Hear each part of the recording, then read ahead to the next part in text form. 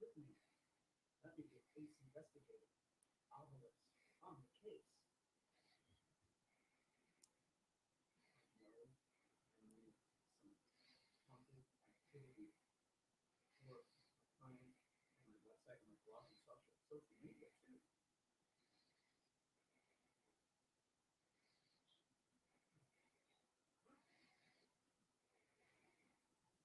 Oh my god, there's totally a demon here. Is there a demon from hell here? Is there a demon from hell? I need to know. Tell me, Obelisk. Your average demon is here. It says there's an average demon here.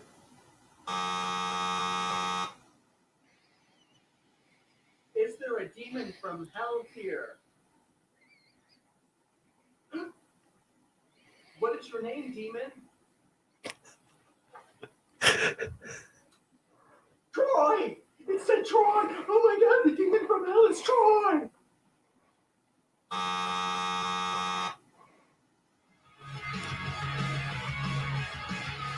You're watching The Angry Ghost Hunter on Spaced Out Radio with your hosts Dave Scott, Ross Allison, Michael MERLE, and Jacob Rice.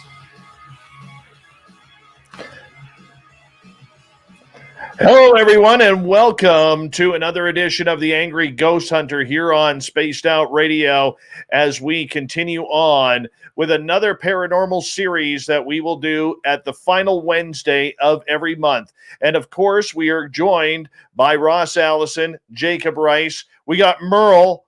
Yes, MERLE is here. And we got a special guest in Brandon Alvis. And we're going to bring everybody in here because this is our one time of the month where we just sit back, relax, and we get big time into the paranormal. And thank you, Lori Oliphant, for the super chat. Really do appreciate every bit of support that we get here on Spaced Out Radio. And Ross is having a little bit of technical issues right now. He'll be joining us momentarily, and we want to say a big hello to you, Jacob Rice. How you doing, my friend? I'm good, sir. How you doing? I am great. And, it's a busy night. And, because this is on the Spaced Out Radio channel, I do want to clarify something. This is something we do once a month here on the show. By the way, Jacob, love the new intro. Thank you. I love Thank you that very intro. Much. We'll have a new one next month. All right, perfect. But the big thing that we are going to be doing, I want to remind everybody that after the show, we're going to take an hour break. And then after the show, we got Spaced Out Radio. Luis Elizondo is our guest in hour 1, Sean Cahill in hour 2, and in hour 3, we're going to talk about the alien autopsy video that's turning into an NFT that they want $1 million for. Yes. But thank you so much. We'll wait for Ross to get back here. And MERLE, how you doing, MERLE? Doing great, Dave. Looking forward to this. Let's get it going. Your enthusiasm is impeccable, my friend. Yep. Impeccable. Brandon Alvis, it's always a pleasure to have you on, my friend. And last time I was ribbing you because you didn't have your famous black hat on, but you've got it on this time for sure. Thank you for joining us. Yeah, thanks for having me on, guys. It's a pleasure. All right. Jacob, take it away, my friend. So, tonight we've got a lot of interesting things to cover. I will say I'm most excited because one of the things, and this is a trigger word, I've got a gadget that I want to take you through. It's very popular on the ghosty shows, very, very popular. And you saw it in the intro. And that's the Alvis 5, actually, that you can see right here. And, Brandon, I know you've talked about ITC devices, the Alvis and Spirit boxes quite a bit. So, as our guest, before I get into it, what's your take on ITC, the Alvis, and gadgets like that? ITC has always been interesting to me. I read a book many years ago, actually published in the 1980s, about ITC. And it's always been something that I've dabbled in. Obviously, I go out in the field, I use these devices, I try and test them to see exactly what their worth is. But the theory, in my opinion, is not quite there. It doesn't really quite add up. And I've heard some stories about some of the people that know the engineers behind these devices that have microphones inside the devices that listen to you while you're investigating, that have a very specific word bank that will show you exactly what you're looking for. So I can't wait to talk about it for sure. Gentlemen, I'm going to jump in here because I am the lone wolf here who is not a paranormal investigator. But the one thing that I have learned in talking to a lot of people and talking to you guys, I really try to sit back and listen because technology is really pushing and advancing the entire paranormal field. I think we can agree on that. My question to you guys is, when it comes to gear out there, whether it's an Alvis, whether it's a ghost box, whether it's an SLS camera or whatever it may be, I know there are people spending hundreds, if not thousands of their own dollars. They would sooner buy that gear and skip a month's rent or mortgage payment before getting into that. And you guys have met some of those people. But how important is technology really to the ghost hunt? Because I hear a lot of the old veterans say, look, you really just need to have a feel for yourself. Your body and your mind and your eyes are your best tool. The rest is just accessories. Are we in agreement with that? Or is there a debate going on about that? I would say there's a debate. That's just me. I will say, of course, your body is very attuned to paranormal things. Let's talk about it. Should a ghost, spirit, something like that manifest, there will be changes in the environment, and sometimes your body can pick that up. And we shouldn't discount that. I always like to have a backup that I can objectively share, because for me, as a ghost hunter, I'm trying to document these anomalies so it can be used at some point to prove what is actually causing the phenomenon. And so just because you feel it, that's primary evidence. I'm not discounting it whatsoever. But if our mission is to prove the existence of ghosts and the paranormal, you kind of need more than we got the heebie-jeebies. And that's really why I use the gadgets, is to document it in an empirical way, an objective way, so there can be further research on what I've done. And yes, I do publish everything. Over to you guys. How about for you, MERLE? I agree with what Jake is saying. Every investigation that we do, we log them. We have all of our, it's kind of like a book on my iMac, that every investigation we do, we regurgitate all of the evidence that we got, all of our interviewees, our time, our date, when we were there. So, for example, say if we're going to Edna's house today, but then Edna wants us to come back in 2 years, like she solicits again, we can go back to our files and look, okay, so on this date, this all happened, and these are the accounts that Edna that's been happening. So yeah, I think logging is important. But as for the debate with, is gear essential? I think so. I'm very big on audio and video and proximity, like the EDI Plus. Brandon, how about you? I have to agree with these guys, man. Empirical evidence and factual data is where we're at, or where we should be. You know what I mean? So we have to have gadgets that can be tested by a third party. And if we don't have a third party testing system, or at least professionals from technical industries that can help us understand what's natural and what's something we can't explain, then we're dead in the water. So audio recordings with the highest bit rate possible, having very high quality HD, 4K, 6K, however many Ks you want behind recording video. But we have to have devices that can be tested by a third party. And these third parties can help us explain and know what is natural and what is not natural. And if we're not following that path, we're not really following science. And it's not just science in that regard. It's about empirical evidence and factual data. And if we're not doing that, then what are we doing? What are we doing? We're just following our own ghost story. We're chasing our own tails. We're researching it. It all needs to be documented, because that's what we're doing. We're documenting paranormal activity. Yeah. And let's talk about the cost, because I can see the note from, I hope I get this, say it right, Sir KPS Len Dorman. You're right. Like, you don't have to spend a lot. Let's be real. If you got a basic camera that does a video, and the reason why I say video is you get context of everything that's happening in the environment instead of just a picture, which is a moment in time without sound and context. And even your phone for audio. I mean, there's some debate about if it can be polluted by, the signals and stuff like that. But even if you've got your cheap Sony digital recorder, that works. Just to go out, ask the questions, to collect some evidence. But you got to review it. And I would say, you don't have to break the bank on the equipment, but break the bank on spending time learning how to do the analysis, the craft, right? Because it's all about the documentation and sharing it for others. And so you got to know how to use the equipment so that can be done. And that's really my big ask, is really learn the craft of evidence analysis and using the tools to do it. I always tell new investigators, if you don't have time to review, you don't have time to investigate. Write that down. Okay, well, let me follow it up with this question then, okay? Because for a lot of times, as we're going to try and add Ross back here momentarily, but for a lot of times as we talk about gear on a Spaced Out Radio or on the Angry Ghost Hunter, I always hear a lot, well, this doesn't work or that doesn't work. This app doesn't work. Ghost boxes don't work. I hate the ghost box. Yet I know that when I have done my minimalist experience of paranormal investigation, I have tried out gear that doesn't work for me, but I've seen it work for other people. So is there a possibility, gentlemen, that there are certain pieces of gear that our own frequency or our own body or spirituality is tuned into at a higher level than others?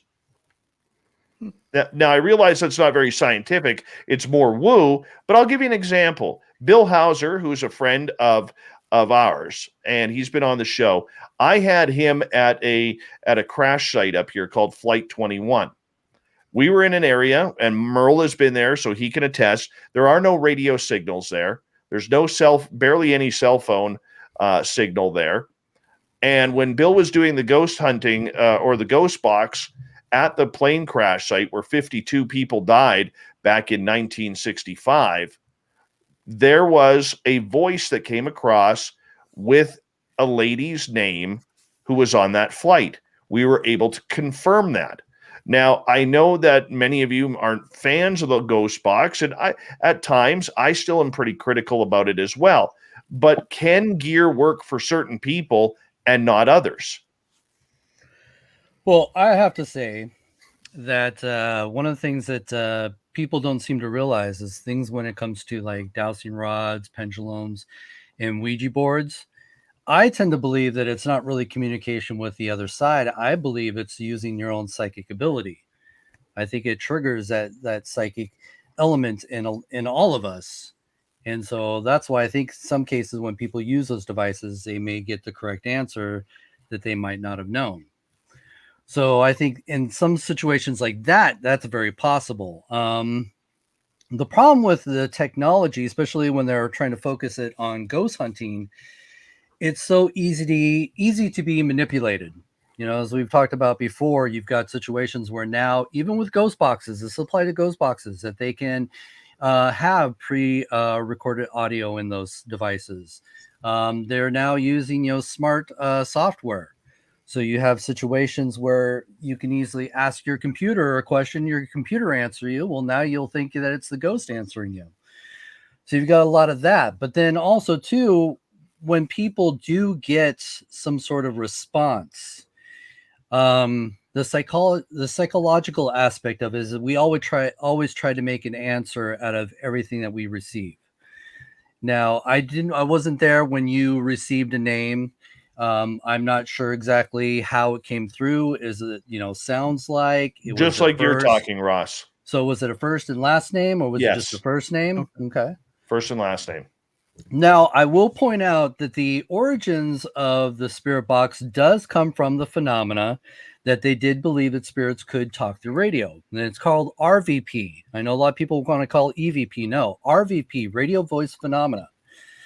So that's a term that goes way back into, I think, the 50s. And so that was a phenomena that people were experiencing when they were picking up voices over dead radio stations. Now, is it possible? I try to keep an open mind, but the biggest problem that we have is these devices are so suggestive that you can't really use this as proof to the paranormal. And I know there's a good, people that I trust and have worked with that have claimed that they've had interesting experiences with it. But then you have to really throw in, there's sounds like, the chants, there's all kinds of different elements that could lead you into thinking it's paranormal, but then there may be that slight sliver of information that it very well could be. So it's a tough thing. And my biggest thing when it comes to spirit boxes is there's no way that you can submit anything that you get from a spirit box to anybody in the scientific field and say, hey, this is my proof that this is paranormal. They're just going to laugh at you. And I feel that it affects our credibility if we're going to rely on devices like that to prove the paranormal. So that's my input. I'll leave it open to everybody else. I wouldn't consider it primary evidence, using a legal term. Like, I would not present it to a judge saying this is For sure. the fact. Mhm. Let's also be honest. Like, if we understand how radio frequencies work, no matter where you're in the world, you can have a straight radio frequency.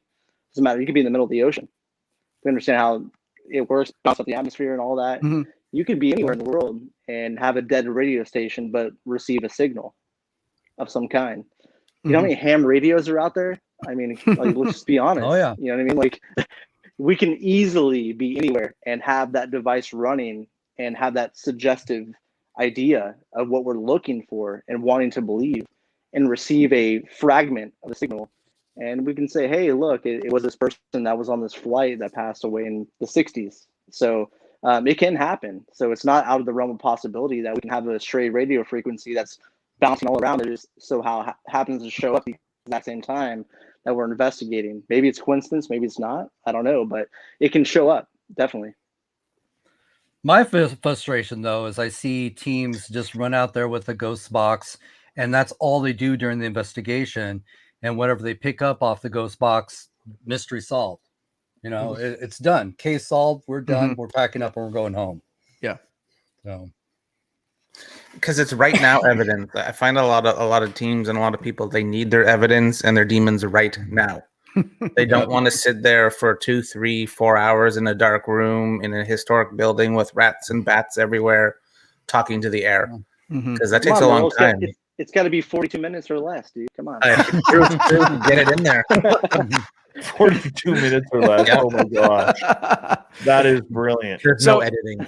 Yeah, so we've got a term for this in a ghost, and we can thank Our Lady of a Ghost, the VP June Nixon, for this term, fast food ghost hunting. I love that. Good one. Yeah.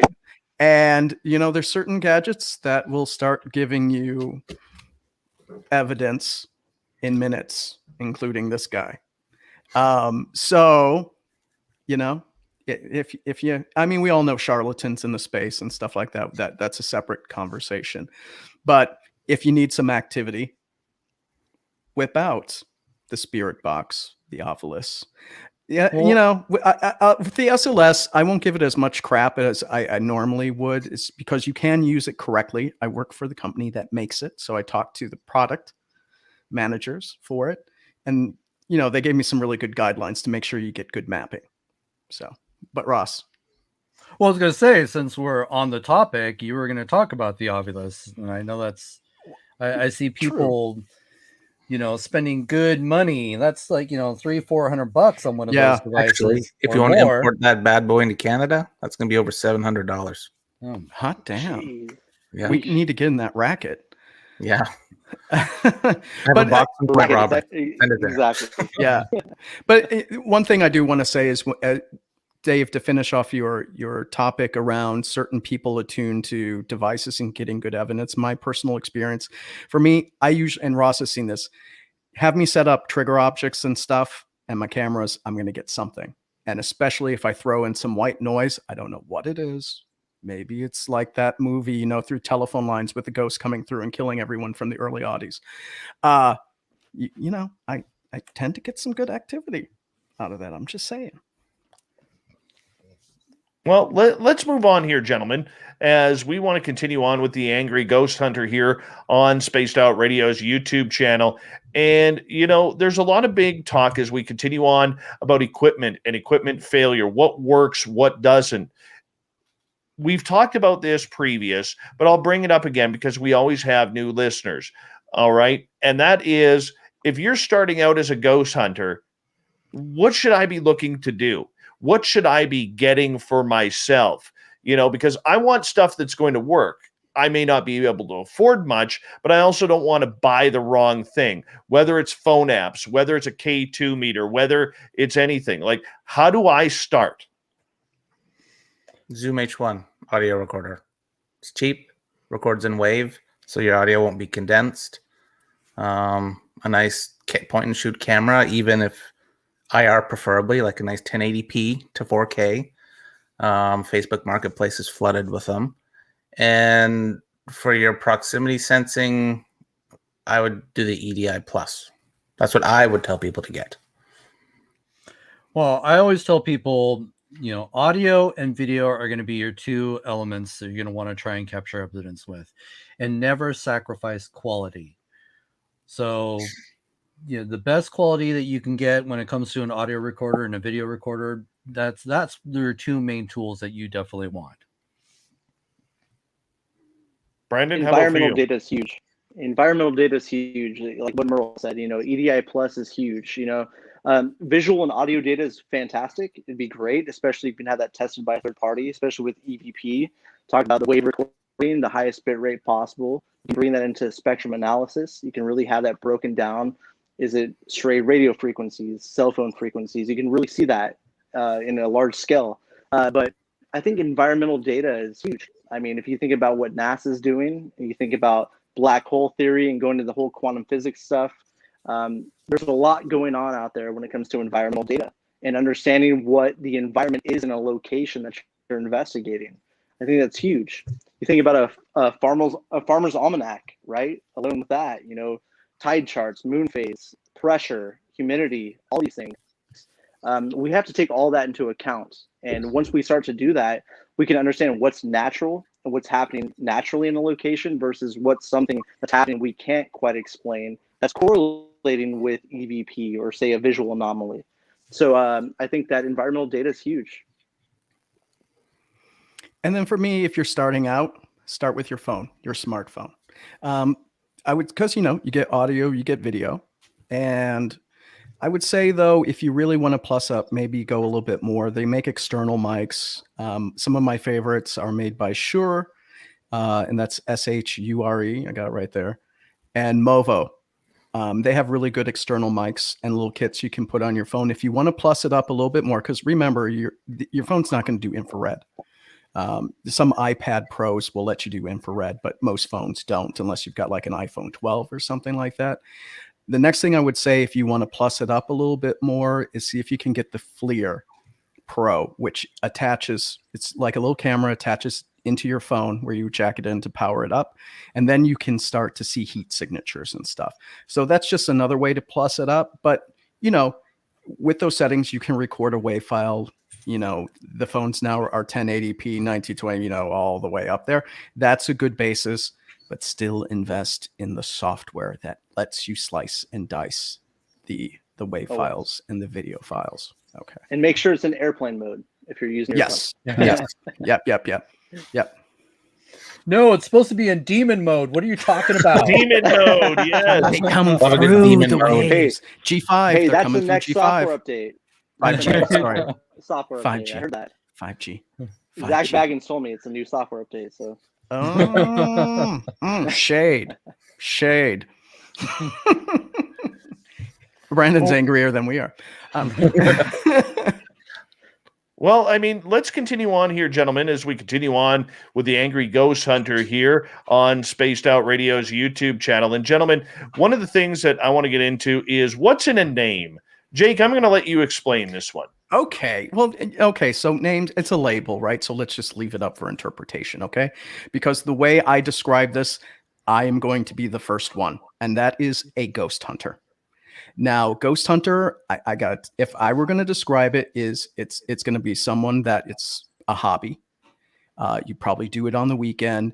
You probably do your research, some armchair research, over the internet, take some paranormal tourism type stuff, book some tours like Ross does, and you just go out and you could be serious about it, but it's not like a full-time type thing. And you most likely will not have the time to do the rigorous analysis or like a third party outreach.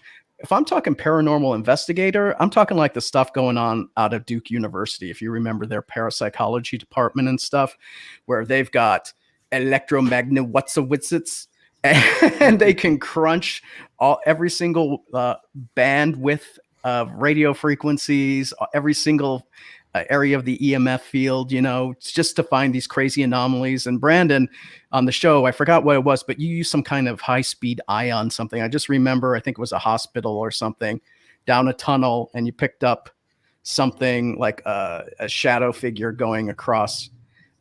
That's bleeding edge tech, and they're in it for the long term. They're funded to do that type of stuff. So me, I know I'm a ghost hunter and I'm cool with it.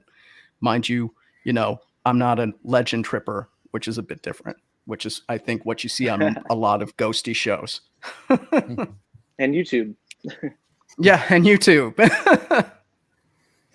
Well, I think it's funny because I remember people having a fit being called ghost hunters when they had their ghost hunting teams.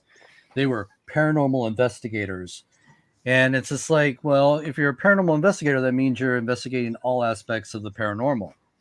You're not just, ghosts. It's, look at psychic phenomena, crypto, all that. It just opens it up so much, but they only wanted to focus on ghosts. So I have no problem being called a ghost hunter. I call myself a ghost hunter because my passion has always been ghosts. I dabble a little bit in psychic science, but that's about it. I don't get into UFOs or, crypto stuff. So I think it's funny that, there are groups out there that like to feel that they're more superior than other groups just because they are labeling themselves paranormal, researchers or investigators. So I think it's kind of funny that there's that going on in the field. See, one of the things that bugs me and picks my ass about everything, especially being a show host with everything that we do here on Spaced Out Radio, is the fact that we have a bunch of name droppers out there. Yeah. I don't, Brandon and I have known each other for 4.5 years.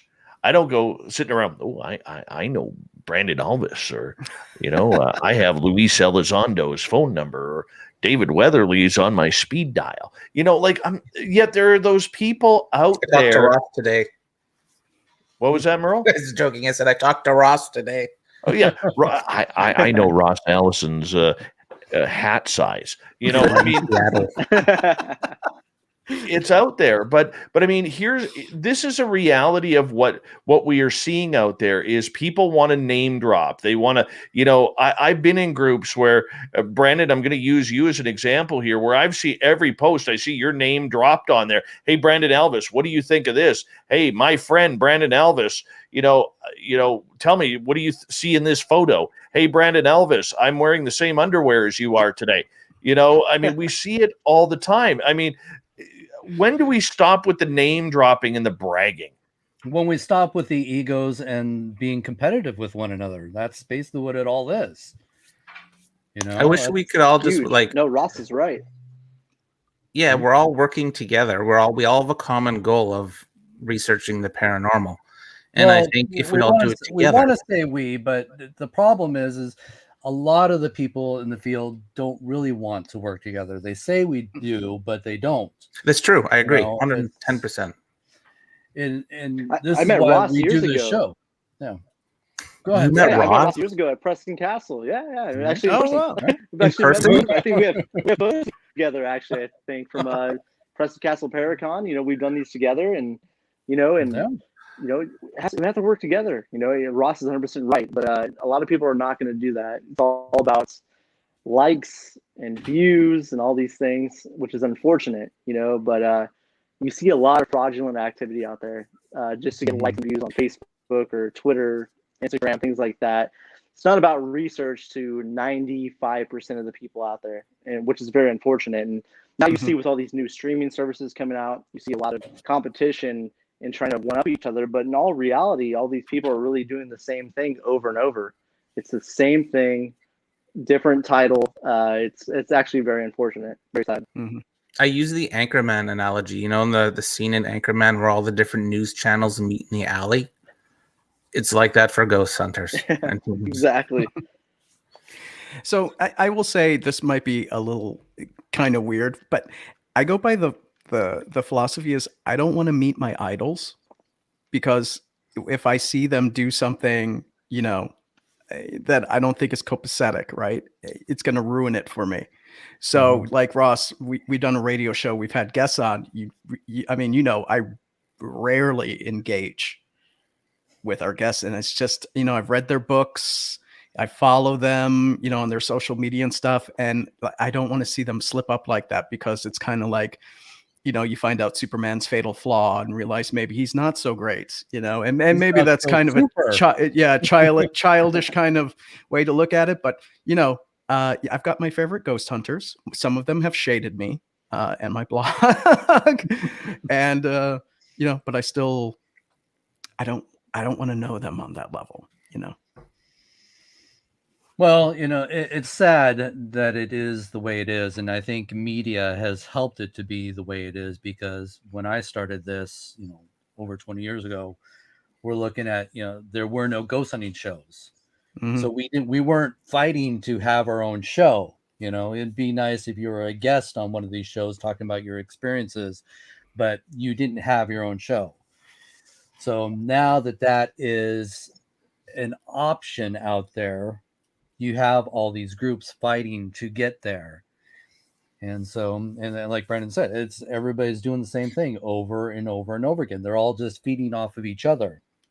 So, and don't get me wrong, I do believe that there are people out there that are running groups that are very dedicated and really want to learn and want to advance us in this field. But unfortunately, what they have to learn from is the worst of the worst. It's now a product of, monkey see, monkey do. So they're imitating what they're seeing on TV. And we all know that's the worst you could do, because most of these shows don't know what they're doing. Well, so I mean, I will defend the show a little bit, just so you know, I watched them all. Really, I watched them all. And I think you could probably tell, and Brandon, feel free to shade and throw some tea, all that good stuff. I think the ghost hunts for the majority of shows are the ghost hunts. Do I think it gets edited in a linear order and, that's not chopped up and Frankenbits created and stuff? I don't believe that whatsoever, because they got a story to tell and they need you to get a little scared and excited and feel for what's happening with the investigators. So you got to add the drama. But I just looking at the shows and stuff, I mean, I can tell what's a legit reaction or legit evidence. And then there's, the other, I'll say 20-25% of the shows that everything is freaking staged. It's like Most Haunted out of the UK. Yeah. People need to understand. Well, the audience needs to understand that these shows are meant to entertain people. We've all been on a real ghost hunt. We know we could be there for hours and not experience nothing. That's the reality of it. But that's why you have this. You're spending millions of dollars, and they do spend millions of dollars per episode. They need something so that the audience will come back for the next episode. I get it. I understand that. But that's where I feel that we've failed the audience, because they are now expecting, when they see on TV, they expect that in real life. And that is not the case. That's why a lot of these groups pop up left and right so often. But then when they actually get out there and do real ghost hunting, they realize this is freaking boring as hell. It's like, well, that's why they give up. That's why they stick to flashlights, Alvis, and spirit boxes. You know what I mean? So here's the thing. Having the opportunity to be on a show like Ghost Hunters and being in that environment, they can only use what you give them, right? So if you go into a situation and you're using the flashlight technique, or you're using an obelisk or a spirit box, I think the people using those devices know what they're going to get. And I think that the production knows what they're going to get, but they can't force you to use those devices. That's your choice. That's your common choice. So if you're going into those situations, like certain shows, mainly all of them on Discovery Plus, every single one of them, is using the same techniques, Gonsfeld experiments. Excuse me, actually not the Gonsfeld. What's it called now? The Estes method. Estes. Oh yeah. It was once called the Gonsfeld experiment. They just added a spirit box to the whole thing, so I guess that changed. But you do these certain techniques, you're not really knowing what's happening except for your reaction, right? So you have these very cheap tricks that are being used by a majority of these shows. They can take that and edit that very easily. But if you don't provide that to them, they can't edit that into the show. So if you go in and use actual, realistic techniques, use standards, ethics, and protocol, they can make it work because it's still interesting, right? It's still interesting. But if you're going in using flashlights and all these different techniques, it's going to be a different story. And it's very easy to edit together that way. But Brandon, let me ask you this. Do you feel that because now we're going into, gosh, how long these shows been on the air? Since 2004. Do you feel that the audience is too far gone now for a real show to come up against all this? To say, I don't. Here's some real ghost hunting. Here's some real science. Come over here. Check us out. I think they're craving a fresh perspective. I think they're craving to see something that's going to give them brain food, right? I think that they want to see something that's going to expand their mind in a sense. I think that they're so tired of seeing shows like Kindred Spirits, Ghost Nation, which is now Ghost Hunters, which is a total shit show, by the way. But you see all these different things that are just a complete mockery of what it once was. I mean, you look at Ghost Hunters in the original version in 2004, these plumbers, Grant Wilson and Jason Hawes, going out there and actually trying to find natural explanations to these causes. That's gone. That's way gone. You know what I mean? None of them are doing that anymore, which is actually questionable, I think, for their shows now. But I think people want to see that again. What's natural, what's not natural. We were talking about UFOs before we jumped on here, right? I think people want to see something that can be, explained in a way. I think they want to know exactly what's happening. And I think that the moment that a show comes out that actually shows them exactly what is something that we can explain naturally, staying on the ground and saying, hey, here's a natural occurrence. Here's something we can't explain. I think people would find that very fascinating. That's just my opinion, though. So I think we're starting to trend that way. For one thing, now we're in the era of streaming, and you're paying a subscription, so you're less dependent on how many eyeballs you're getting across cable or TV, which I think will open things up. And because you're going to slice, you're going to get very finer niches, and since revenue is far more stable, they can invest. The networks can invest properly. I will say there's one show, it is on Discovery Plus, but I like it because they do analyze everything. Like if they do a crypto and they get some fur, they send it off for DNA. If they get the Bigfoot print, they LiDAR it, compare it across everything digitized. That's Expedition X, where, they try to debunk everything as they're going through. Maybe not the lady. She's a bit of a true believer there, but at least with Phil. And of course, it's Josh Gates. And if you've seen Expedition Unknown, blah, blah, blah, he has fun with it. But there's a lot of debunking going on. And I totally appreciate that, because when they do the ghosty ones, like they try to prove it all. And usually at the end of the day, they say, no, it wasn't the Beast of Bray Road. It was a gray wolf. And, and they'll come to a conclusion usually with a natural cause. Yeah. And that's one thing you don't see in the ghost genre is that you don't see analysis. You don't see a third party opinion, which is something I've tried to do. Actually, I was lucky enough to do that with the Science Channel in 2014. I tried it with Ghost Hunters, and we actually had that third party analysis behind the scenes, which they did not bring into the show. They shot a lot of it. It just didn't make the cut. But you do not see that in the ghost genre. I think that's something people would crave. I think people would really like to see that. I agree. Yeah. And the thing with your show specifically that I wish they put in is they had some after episode scenes with Kristen Lumen, and she seemed to be very logical. Let's try to tear this apart. And it was all ripped out, all removed. And I would see on Xfinity stuff, right, where they do this little 10, 15-minute episode, and you would see it in there, but it was never aired. And I thought it really did a disservice to her, because she was the very logical type one. And it seemed to change in the second season, but at least in the first season, that seemed to be the case. It's all about instant gratification now, I think, with shows. Oh yeah. Another way I look at it is like traditional ghost hunting is like the original Exorcist, whereas the new generation of ghost hunting is The Conjuring. You need that pow right now.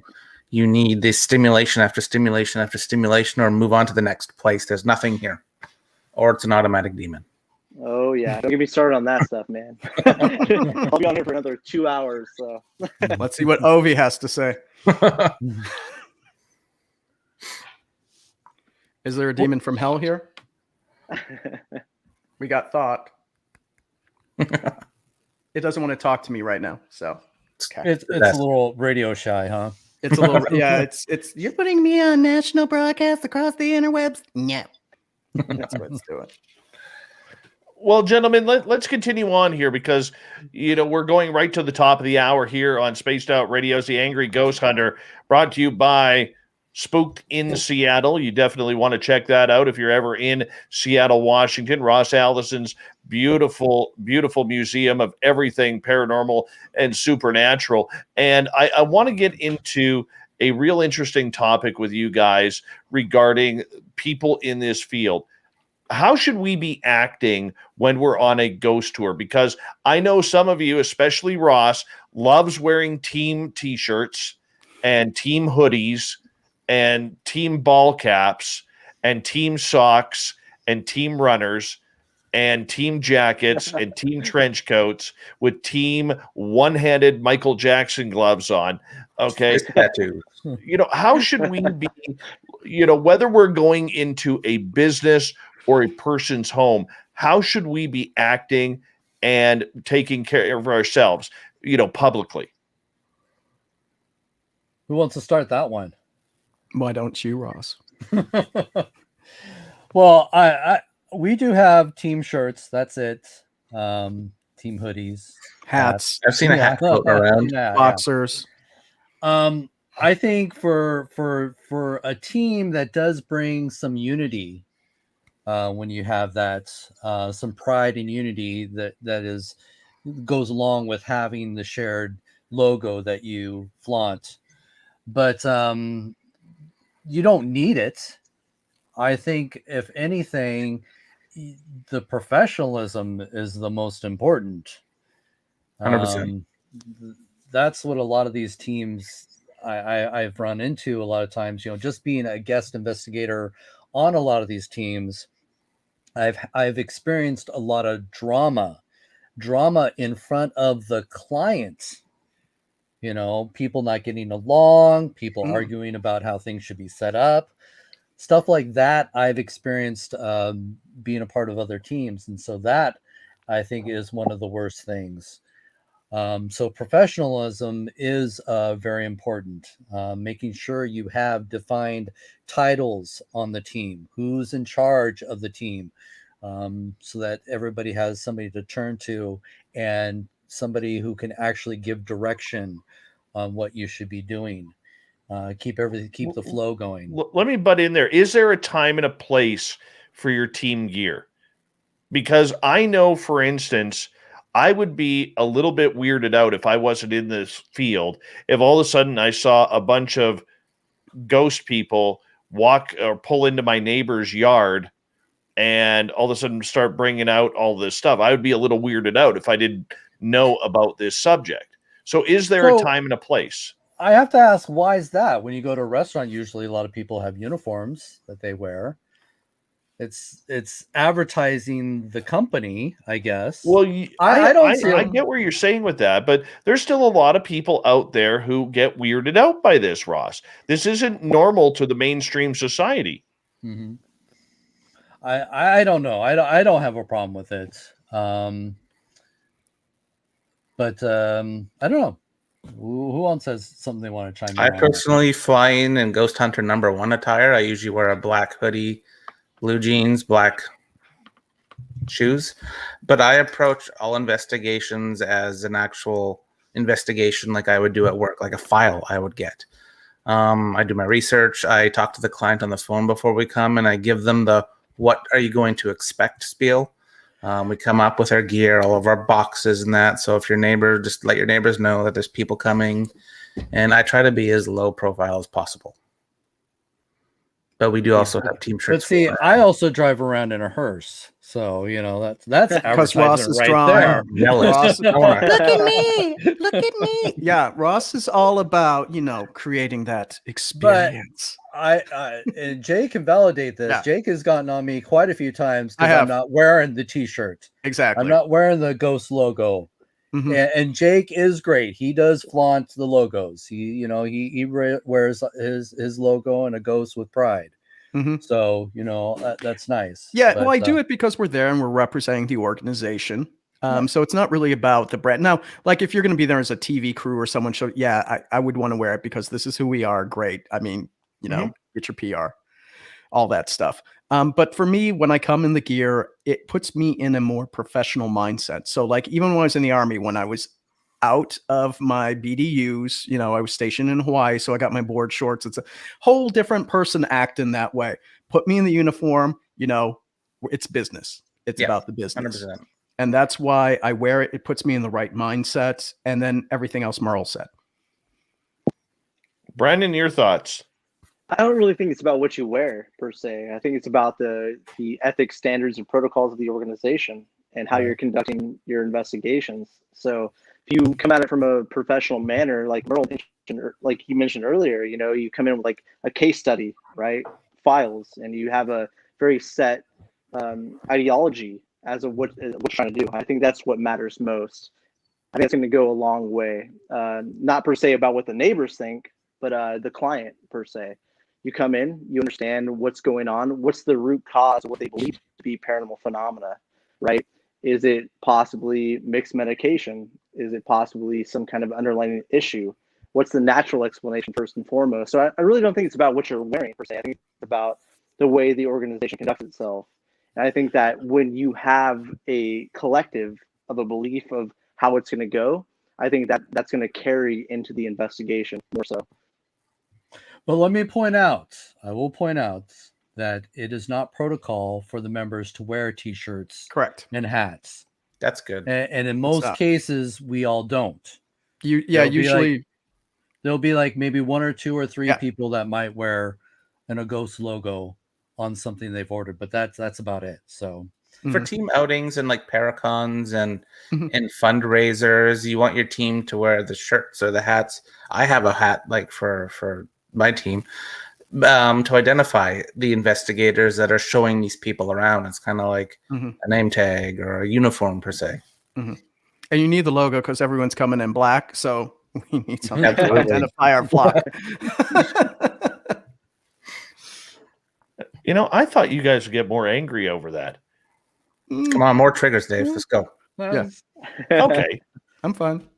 All I right. mean, Well, it's not a big deal. I don't mind groups that have, their t-shirts. It doesn't bother me, but okay. I want to ask Brandon this question because you're our special guest here tonight. Now that you've been on television with ghost hunters and people recognize you and people will come up to you, whether it's at the supermarket or you're out with your family or wherever, what's the most annoying time it happens? when they're peeking Never. through your window. Never. well, maybe at 3 a.m. when I get like weird messages on Facebook and stuff like that. but it's always great to have people recognize research in some capacity, and like they come up and they're not really more so like, what's your scariest experience? It's always they have a very specific moment from an episode, which is really cool. And they say, I never knew that, pressure changes was part of paranormal investigation, things like that, which is cool. I think that we were very lucky with Ghost Hunters in this, in the A&E version, I'll put it that way, that we brought more of the environmental data and more of a little bit of science to it, and that made people kind of think outside the box a little bit, not just go into a location like, oh, what a great location with this tragic history. It was more about, man, like you guys actually captured something I never really thought about. Never really thought about the idea that photon events and pressure changes could correlate together, things like that. I've actually had people say that to me, which are people that aren't paranormal investigators, actually come up and saying those things to me. So it's pretty cool. It's pretty cool, and I hope that we can continue that thought train. Hopefully that thought and that idea can continue. How about for you, Ross? I know you've done some television. Well, it's nice when you get recognized for your work, definitely. But I'm not somebody who's done a lot of visual stuff. Yeah, I've been on a few as a guest on a few shows, but most of my research is mostly recognized through my books. So a lot of times they don't, put a face to a name in that situation. So, it is great that when you get a lot of people, coming up to you, strangers just saying, yeah, I really love what you did here and how you've applied yourself and your research to this. That's great. Like, Brandon said, I never thought of that. And that's what we need to be doing as we do this show, The Angry Ghost Hunter. This is just another outlet for us to get the right material out there for people. And, I'm hoping that the audience will see the value in this. All I ever get when I'm out in public and people recognize me is, my God, his head is much larger than what I thought. No, I'm teasing. Well, let me throw this one out at you, and I know it's not on our list for tonight, but I'm very curious to get your opinion. Okay, it is conference season time, and now that conferences are starting to open back up to people as the COVID pandemic starts to wind down in areas and we're allowed to do more public venues. The one thing that I am noticing that happened pre-COVID, and it's starting to happen again, every conference is filling up. And I don't know if it's just me, but it seems like it's the same people and the same lineup at every single conference. Like, no offense to Amy Bruni and Adam Berry or, Greg and Data Newkirk or anybody like that. I want to see some different people. I want to see a different lineup. I want to see new faces, new ideas, because that's where the stories are. People are afraid to do conferences that are all about training. They want to bring in an audience because they want to bring in the celebrities. And that's what it's become now. It's meet the celebrities, forget the training, the classes and all that stuff. Let's just meet the celebrities. And again, it's all the same thing as, let's just watch these television shows and learn the craft from there. And I think it's sad because the thing is, we need to help advance our society of ghost hunters, and we're not giving them the proper tools to do that because we're more focused on the fame and let's meet, so-and-so. I'd love to see conferences change. That's not the way it was when I first started doing conferences. You got to meet, a few local authors that maybe have written some ghost stories, but it wasn't all about the TV celebrities. It was about, learning classes, doing some ghost hunts with, fellow ghost hunters and having those experiences. And it's not networking. Yeah. Brandon, how about you? Ross is right, man. It's the old guard still holding on to their 15 minutes. You know what I mean? It's really what it is. You got to make your money when you can, I guess. That's what they're in for. That's why they do it. Unfortunately, which is the truth. I mean, you're going out there using flashlights and K2 meters and SLS cameras and Alvis spirit boxes. They make money off of it. And so they're going to hold on to that as long as they can. But I think that we're in a very interesting moment right now. I think that we're in the change of the old guard. I think we're at a pinnacle. I think that we're definitely at a breaking point where we're going to see a lot of new faces, a lot of new ideas, a lot of new investigators, people that actually care about what they're doing. Per se, I think you go from 2004 to where we're at now. Social media has emerged. You have people that are actually getting their ideas out there. So we're saturated in a sense, but I think that we're actually going to see a big change here coming up soon. But I agree with you, Dave. I think that we have to have new faces and fresh ideas out there because I don't know if people are going to be buying into that much more. We'll see, though. I understand a lot of these conferences, okay? They have to make their money back. These are becoming businesses, and I have no problem with somebody making money. And look, I know if I'm invited to a conference or you got a chance to invite George Norrie to a conference, George Norrie is going to draw this many more people, if not more, than I am. And that's just the reality of it. There's no insult there. There's no being upset there. That's the truth. So, I mean, when you see names like whether it's Jason Hawes or Grant or Greg Data Newkirk or whoever it may be, those are the names that are drawing the people in that are going to get those paranormal enthusiasts paying that $50 for a weekend or $300 for a weekend, depending on the size of the conference. And I get that, and I can appreciate that. But have we forgotten in these events, guys, that a lot of real smart people are not getting their opportunity to speak and share their interest? Because I know there's conferences, and I was talking to David Weatherly about this about a year ago.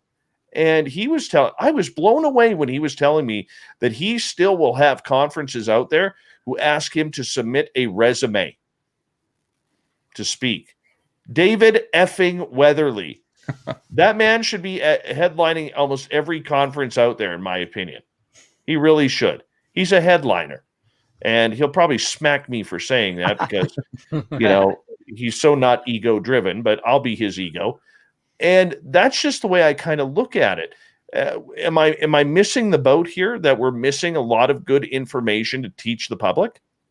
Yeah, because again, like I said, mostly people want to have these people that have appeared on these television shows.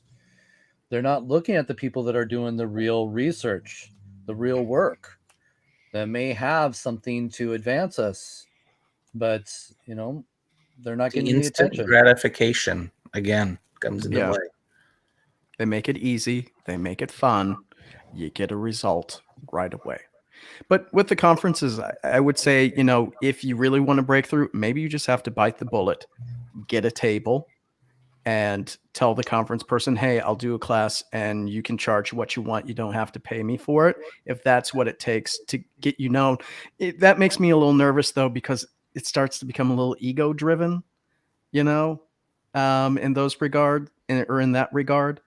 But I mean, if you want to break through, usually you got to do it yourself and you got to pay. Well, I'll give you an example. I had one conference contact me. They were going to try and set one up down in Bellingham, Washington. And they said, well, we have this podcaster coming up. I'm not going to mention the person's name. And they have so many, I think it was like so many listeners or followers on social media. And I went, oh, okay, that's good. I said, by the way, I'm on 6 terrestrial radio stations. I'm on a bunch of social media platforms, and I average about 177,000 listeners a night. Didn't even phase them. They were going with their podcaster who had a whole 500 listeners, or 500 followers on Twitter or something. But I mean, that's kind of the genre that it is. I didn't throw my numbers out there to brag, but I mean, if I'm making myself available to you because you're in the area and I want to be a part of it, why not go for it? Why not drag it out? Why not try and make it better and bigger? Mm-hmm. That's kind of what I'm saying. But I mean, on the flip side, we still need those small podcasts. We still need those lesser known people out there who may have a technique or a story or evidence that we've never seen before. And we're missing out on it because, as you guys are saying, ego. Well, the smallest voices could have the best ideas. Mm-hmm. That's a thing. And we just need to make sure us as a unit here that we're listening. Mm-hmm. That we're listening to everybody that's coming forward. Mm-hmm. So, and I think that's the best that we can do. If I can give somebody a platform to help boost their ideas because I feel that they have some value, I will do it. Right on. For me, it's not about ego. I have no problem, going on investigation with a brand new team. I may learn from them more than I'll learn from a team that's been around, for 15 plus years. True. Very true. Gentlemen, it is that time of the night again where we have to say goodnight. This hour of the Angry Ghost Hunter has flown on by. That's quick. As we say thank you, Brandon Alvis, for joining the crew tonight from television series Ghost Hunters. And you're doing something special here with Mustafa Gadalari here pretty quick. Yeah, we have the book coming out here in January. We also have a new series coming out in 2022. So we're excited. Excellent. And Ross, I saw some pictures. What's happening in Seattle? I know that place. Oh, I'm just doing my thing. There's not much I can say right now, so I'm just doing some work, working on some projects, and we'll see what happens. Are there any new locations that you might be looking at recently? That I'm doing right now? Yes, maybe for business wise. For business wise, well, we're getting ready to open up Spooked in July, 1st of July, so we're excited about that. As Canada long as Day. things keep going, forward. But otherwise, we're still trekking along the best we can. Excellent. Merle, what do you got planned? Got lots planned actually. I got a lot of investigations starting in June right up till October. A lot of traveling coming up. Lots of traveling. Excellent. Excellent. I know you will call me once the trip is over, so that's always nice to get that Absolutely. invite. I'll give you the Cole's notes. All right. And Jacob, what are you up to? Just go over to my blog, ghostlyactivities.com. I'm doing all the media reviews. I'm doing the equipment reviews, publishing everything about my websites. I got 3 destination ghost hunts, June, July, 4, August, and September. So go check out Ghostly for those reports. All right, gentlemen. Thank you so much for coming on. The Angry Ghost Hunter, Ross Allison. Always great to see you, my friend. Jacob Rice, Merle, and Brandon Alvis with his Brandon Alvis type hat on. We appreciate each and every one of you checking us out on Spaced Out Radio at the Angry Ghost Hunter. If you haven't already, please hit that subscribe button. We'd really appreciate that, and ring that bell so you know when we are going to be live on this show. Coming up right after this in less than 1 hour's time, Spaced Out Radio with me, Dave Scott. We'll start off. We are going to get into Luis Elizondo, UFOs. Luis in hour 1, Sean Cahill in hour number 2. And remember that, how do you even put it? That alien autopsy video? Yeah, apparently they want to sell an NFT for $1 million. We're going to talk with that dude, Gary, tonight as well. You guys take care. We will see the rest of you in an hour. The Angry Ghost Hunter will be back at the end of June, the final Wednesday of the month. Take care, everyone, and good night.